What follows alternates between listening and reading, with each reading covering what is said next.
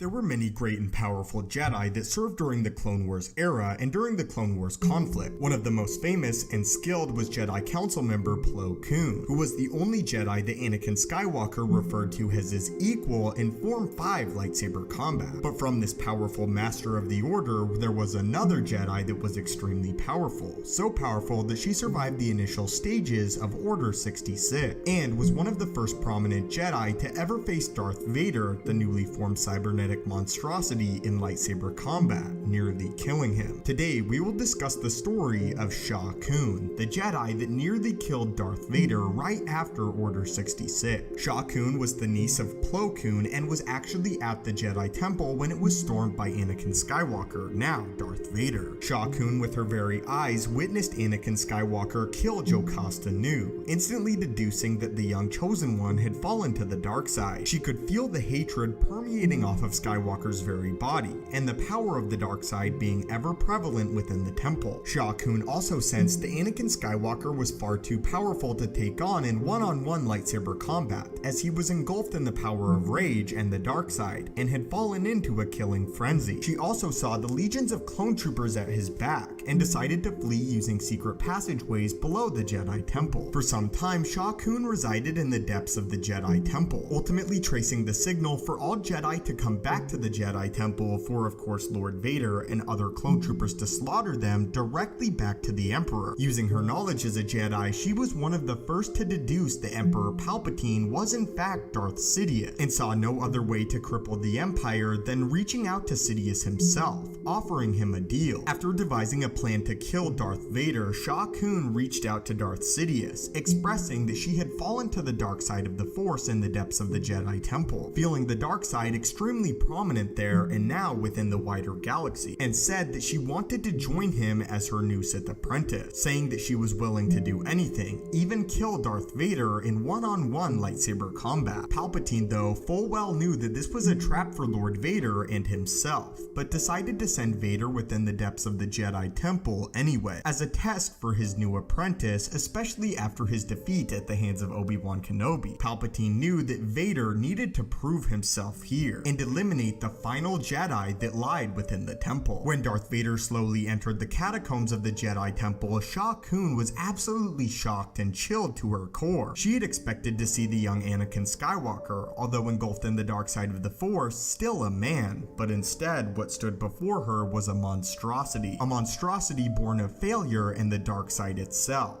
Now, a fully realized Darth Vader. Darth Vader instantly recognized Sha Koon as the Jedi that had reached out to his master, pointing his lightsaber at her and telling her that if she had not fled that day during Order 66, he would have killed her along with her brothers and sisters. Sha Koon, though, also sensed something within Lord Vader, that being something that was not there before. Weakness. She saw that the armor was cumbersome and was not worn by choice. Darth Vader, though, could still sense that he would be more than a match for the young Jedi, which is why he was puzzled why she would call him within the depths of the temple alone. Just then, Sha Koon called out using the Force to a creature known as a Scythen. A Scythen was a zombie-like bat creature that had electromagnetic shock, with Sha Koon telling Darth Vader that the creatures were stupid and easily controlled by the Force, sending the Scythens to attack Lord Vader, and with the electromagnetic pulse, they temporarily shut down his suit. Although the creatures dealt major damage to Vader and his suit, by reaching out with the dark side of the Force, he crushed all of their heads, igniting his lightsaber in a fit of rage, now saying that it was an even battlefield. And despite this, Vader would still prove to the Jedi that he was superior in every way. Using the power of the Force itself, Vader maneuvered his armor, despite his life support system being damaged by the creature. The lightsaber duel was not prolonged, with both combatants using their full force almost immediately. Sha Koon managed to damage Vader's control panel as she swiped him across the chest with her lightsaber. Realizing that Vader's armor was too much for him to wield using the Force and fight with a lightsaber at the same time, he fell back on the dark side. Clenching his fists together, he grabbed Sha Koon's throat with the dark side, pulling her towards his lightsaber and impaling her through the chest. As Sha Koon died, though, she was granted a vision by the Force. She saw the rebellion, Luke Skywalker, and even Darth Vader turning back to the light side, throwing the Emperor down a reactor shaft. and was able to die in peace, to the anger of Darth Vader, who saw no vision, only the Jedi coming to terms with her final moment. Darth Vader then threw Sha Koon's body aside and exited the Jedi Temple, now victorious, and finally slaying the last Jedi within its depths. But what are your guys' thoughts on this, and how this Jedi Knight nearly killed Darth Vader after Order 66, and how she was lucky enough to fight a Vader who was very unexperienced in his suit? Anyway, my friends, thank you guys so much for watching. May the Force be with you, and have a great day.